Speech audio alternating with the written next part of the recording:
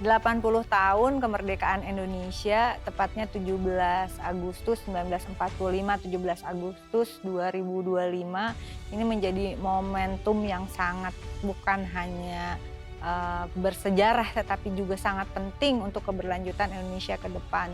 Di usia 80 tahun ini, harapan saya sebetulnya adalah kita semakin matang di dalam bermasyarakat, berbangsa, dan bernegara. Oleh karena itu ada beberapa catatan penting yang harapannya bisa kita perjuangkan bersama terkait dengan bagaimana sistem pemerintahan yang ada, misalnya bahwa saat ini kita telah masuk dalam era otonomi daerah derivat desentralisasi, sehingga kemudian segala kebijakan baik pusat dan daerah ini menjadi sesuatu yang telah diatur dengan lahirnya Undang-Undang Pemerintahan Daerah. Namun di 80 tahun Indonesia Merdeka ini kita harus memastikan bahwa otonomi daerah bukan sebagai jembatan menuju federalisasi, tapi justru untuk memperkuat negara kesatuan Republik Indonesia. Oleh karena itulah maka dibutuhkan suatu perencanaan pembangunan yang terarah, terukur, dan tepat sasaran, yang meskipun era otonomi daerah bukan berarti berdiri masing-masing antara pusat dan daerah, tetap harus ada dalam konteks, sekali lagi, perspektif negara kesatuan Republik Indonesia. Oleh karena itu harus dimulai suatu perencanaan pembangunan yang evidence based atau berbasis pada ilmu pengetahuan dan teknologi nasional. Dan ini harus bisa menyatukan Indonesia sebagai negara kepulauan.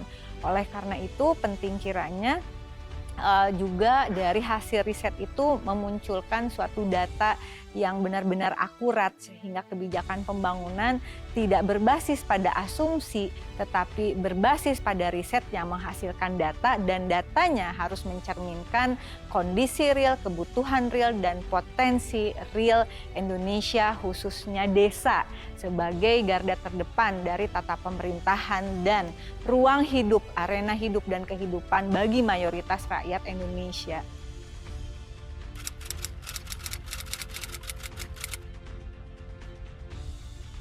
Apakah sudah maksimal kerja eksekutif pemerintah pusat dan daerah dan DPR, termasuk DPR RI dan DPRD dan juga DPD-nya? Pasti belum lah. Kalau sudah maksimal, pasti sudah ada Indonesia yang adil dan makmur begitu. Kita dipertontonkan setiap hari bagaimana ada kesenjangan sosial, ekonomi, dan kemudian bagaimana maraknya kekerasan yang bikin ngeri begitu. Dan artinya kita memang dituntut untuk lebih banyak bicara, tapi jangan asal bicara, pakai data, pakai pemikiran, dan bagaimana caranya apa yang kita omongin ini jadi keputusan politik di ruang terbuka begitu, tidak disembunyikan. Tapi bicara bukan asal ngomong, harus berbasis pada argumentasi. Politik legislasi, yaitu semua undang-undang dan turunannya, kemudian politik anggaran dan politik pengawasan. Ini yang menjadi tugas yang diamanatkan Undang-Undang Dasar kepada anggota DPR RI alias parlemen yang harus bicara. Kalau mingkem aja justru itu yang harus dipermasalahkan. Karena kami dibayar di sini dengan segala fasilitasnya untuk bicara.